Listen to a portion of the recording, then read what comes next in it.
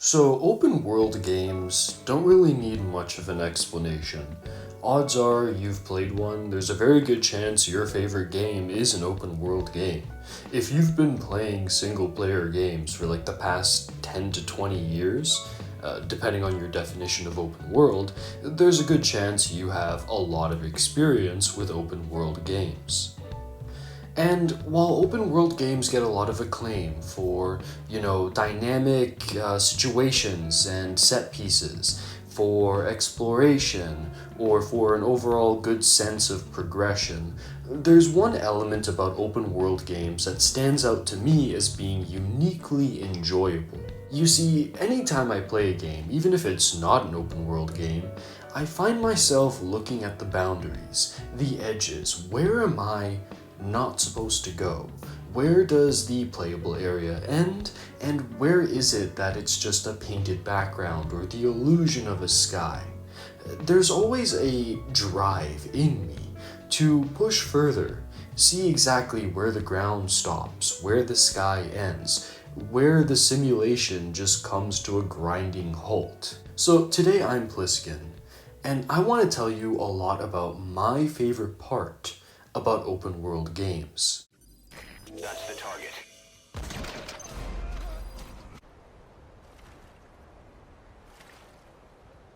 This desire in the open world sense really started with my first experiences with Skyrim. You see, I've been playing Skyrim since about 2012, after a friend introduced it to me. It was actually really funny because my parents were punishing me because I didn't do good on like a test or whatever, so they took away my PlayStation 3 games and the controllers. So I had my friend lend me his copy of Skyrim, lend me a controller, which I hid away along with an entire tub of ice cream. Then that night, while my parents were having a house party, I stayed up all night, and I really do mean all night, till the sun came up, playing Skyrim and eating ice cream. And I played this game to the point where my PS3 was overheating. I would enter homes and it would just be a blue void. It was really magical. But one thing I did, besides get super excited over the fact that I could go anywhere and kill almost anyone, which, all the games I had played up until that point were pretty restrictive in who you could kill, Somewhere between my murder spree and pushing my PS3 to the brink, I discovered the northern strip of land. The areas from Solitude all the way to Winterhold. That northern coast of Skyrim really triggered something within me. There are multiple different boundaries and places where the map just kind of says, yeah, you can't go any further. But in Skyrim, this part here is particularly magical to me because technically the map ends on the shore. Yet I can still go out and swim into these waters, and I can find little weirdos that are living out on these outskirts of the map. Like this one Argonian guy. I still don't know if he has a purpose with a quest, but every time I see him, I always stop by him, and you could bet your ass that I killed him in my first playthrough. This sensation of just the ground beneath my feet ends and I can still push further out. Eventually you come to an invisible boundary, but it still really sparked this desire and kind of scratched that itch for me to go out and explore more.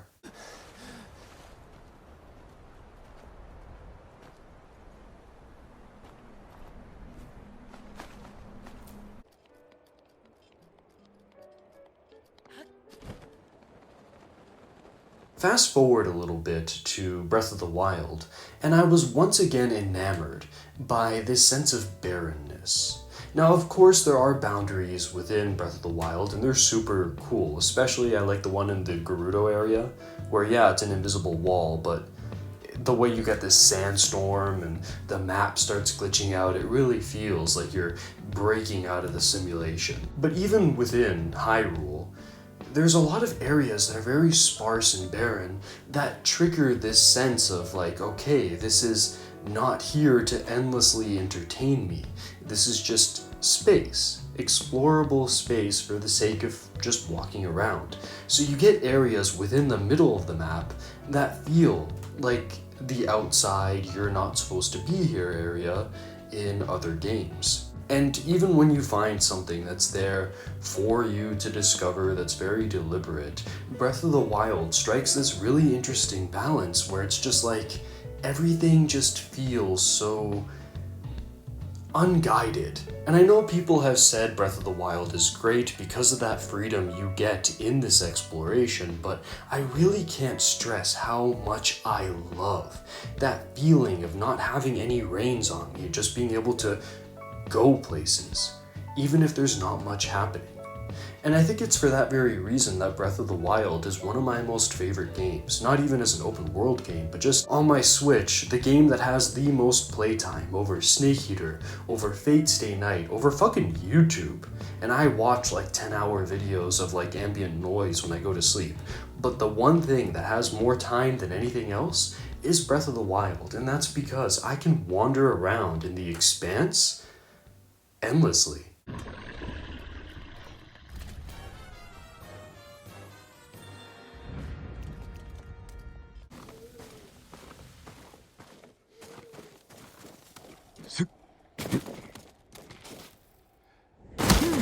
This brings us to Ghost of Tsushima.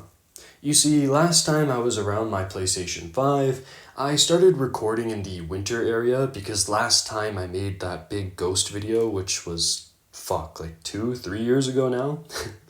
But when I made that, I didn't really have any footage of the winter area. So I wanted to just capture some stuff to, maybe if I talk about Ghost again in the future, have a little bit more variety in what I'm showing. However, I got this urge to go to the edges of the northern island, and I was like, you know what?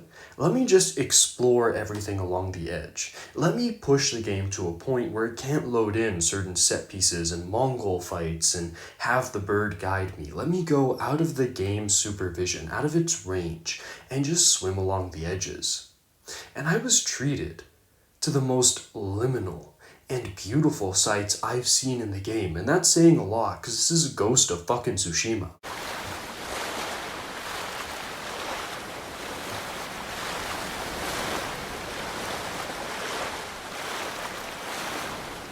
But just being out there, having the ocean, the detailless sky, the ground that has like barnacles on it, finding areas where I'm clearly not supposed to swim, where there's no way out, seeing the sunset, seeing the weather change.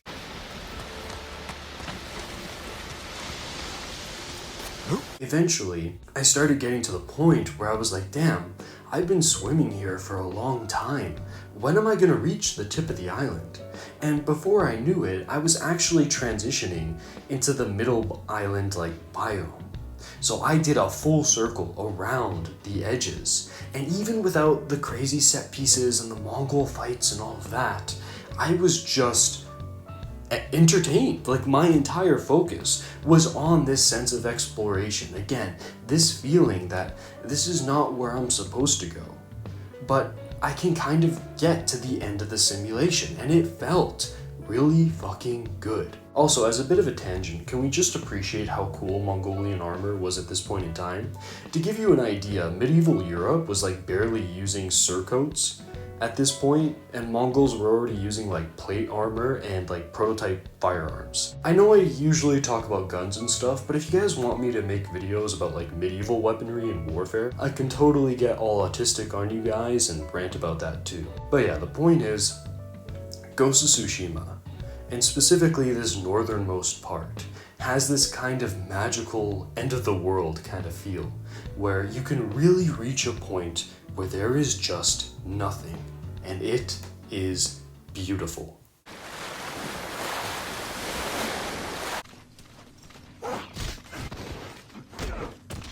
Now you might be looking at this and see Metal Gear Solid 5 and be like, okay, it's Metal Gear Solid 5 footage in a Puskin Boy video. But wait, it looks kind of weird. Well, this was recorded off of my laptop where I do all my PC gaming.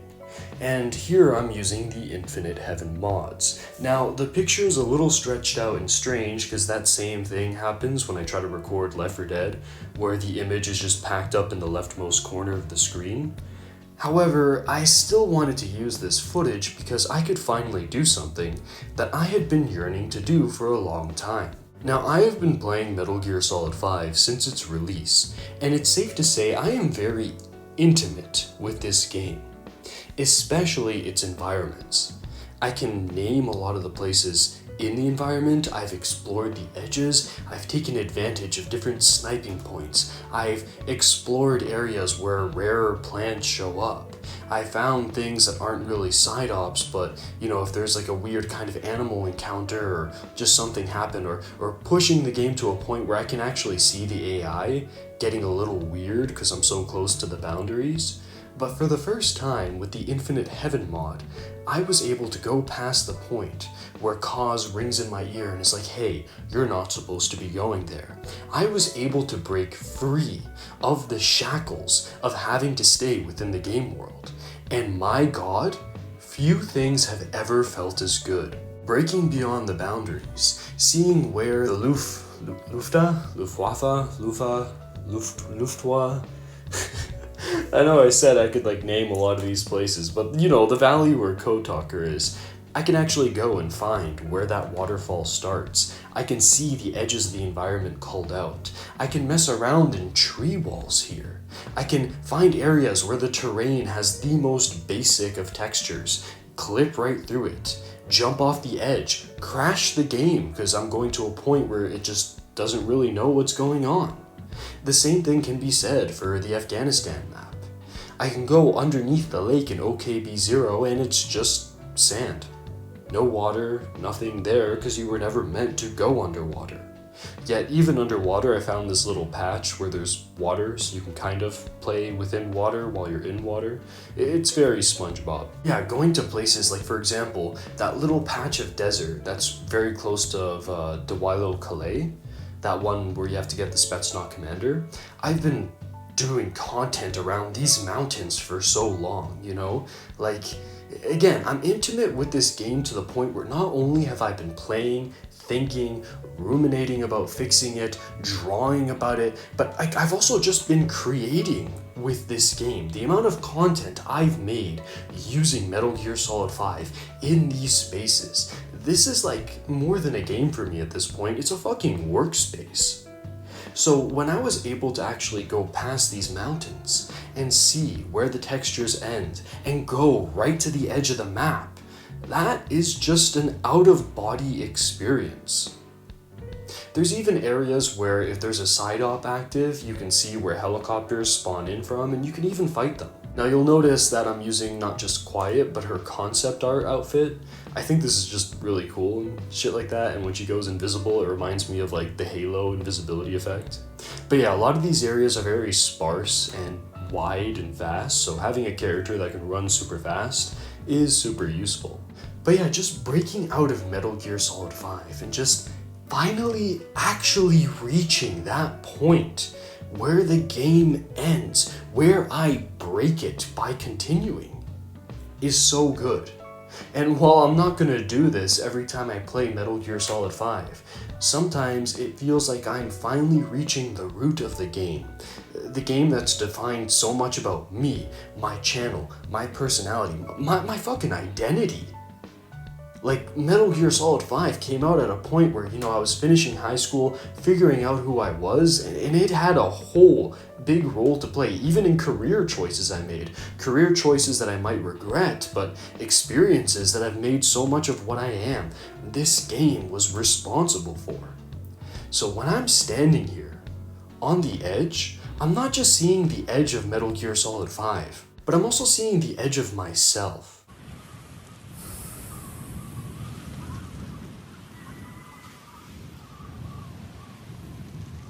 Anyways, this video's gotten way too long and way too deep, so I'm gonna end it here.